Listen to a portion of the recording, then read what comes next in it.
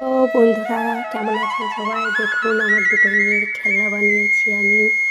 প্রচুর বায়না করছিল, বলছিল যে মাটির খেলনা মা বানিয়ে দেবে। দেখুন, দুজনেরই বানিয়ে দিয়েছি। তবে এগুলোকে রোদে শুকিয়ে আগুনে পোড়াবো। এই যে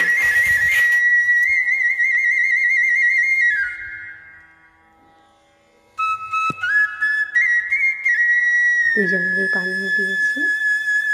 এগুলোকে রোদে শুকিয়ে আগুনে পুড়িয়ে তারপরে দেখি কালার যদি পাই একটু কালার করব।